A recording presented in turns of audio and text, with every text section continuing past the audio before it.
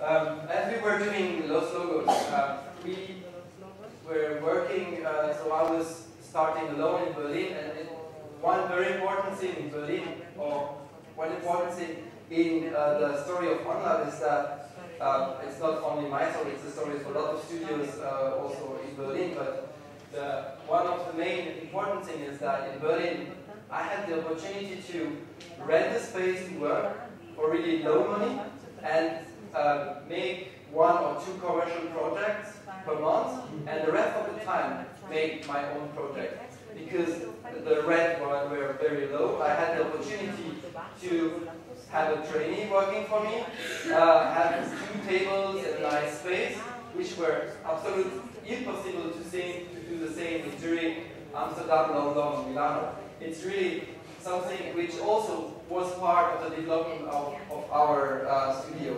So the thing is that I started alone with a trainee, and then I had too much work, and I had to hire the first freelancer, the second freelancer, and then I had too much administration stuff. Then I had to hire a project manager. I had a lot of problems with the taxes because I had no time to take care about the taxes, so I had then to search for somebody who cares about my taxes because I was losing a lot of money regarding that. And slowly it grows in a way that now we are around 7 people working together. We are always shrinking and growing between 5 and 9 people. It depends on the size of the project. But one thing which was also very important in the development of our studio, and it was an accident, or it was an initiative that we created. As we were doing Los Logos, working for different publishing houses as well, America and the Bush government decided to start the second Iraqi war, and we were as citizens demonstrating on the streets, going on the street demonstrating, and as we were on the street with my colleagues, we figured out that a lot of people demonstrate against the war, against the Bush government, against America, but really less people demonstrate for freedom or for something constructive. So we get back to the office, and we were coming back to the office and thinking why it is easier to protest or demonstrate against something than to demonstrate or protest for something. And we worked on this really strange situation, and we figured out that actually peace, for example, it's a super complex topic. You have to be able to make compromises, you have to speak with your partners, you have to be able to understand your partners, you have to communicate. It's something really, really complicated. And it's also something complicated to demonstrate or to put in a really short sentences. So we decided, because we were working also as designers but also as editors for different publishers, we decided to, because we made this research, we decided to create a sketch of a possible book. What we wanted to actually propose a book about freedom, about peace, to several publishing houses, and try to have a perspective as a visual artist, graphic designer, on the topic of peace. And we collect philosophical text, theoretical text, academic text, but also visual content. And this book was refused by all the publishers because the publisher told us we can't publish a book dealing about peace at that time now because 30% of our buyers or clients or readers are in the States or in Asia. And for example, Japan was involved also in the war, in the coalition with the American government. So the publishing house didn't want to publish it. So we had a lot of refusal, and we had the feeling we have to publish it now because now it's very important to do it. So we decided to publish it on our own, and because we had no money, we had to reduce the amount of content and also to reduce the amount of pages, to reduce the amount of colors. So we decided to print the whole thing on 3 sheets of paper and in 2 colors. And we collect the visual content as well as the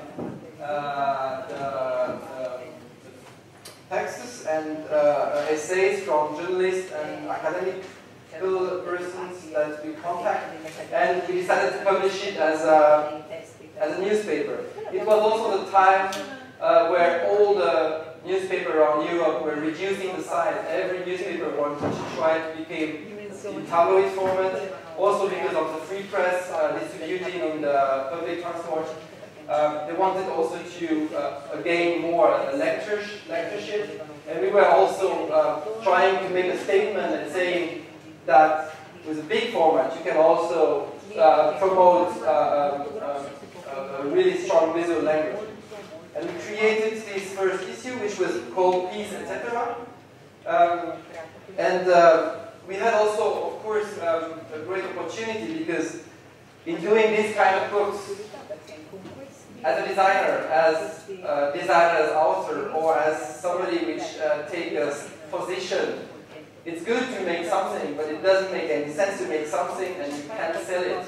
It doesn't make any sense to do something to keep it in your office. So it was very important also to be able to distribute it. And what we did is, because we were doing these books for several publishing houses, we find quite quickly a distribution house for this format. And because of the success of this one, we had the opportunity, so I can go through here, I showed you already, but we had, of course, a very strong visual language, as well as also longer text. We worked with several artists and asked them their positions about the topics. Because of the success of the first one, we decided a few months after to produce the second one and to start a series, which were called Etc.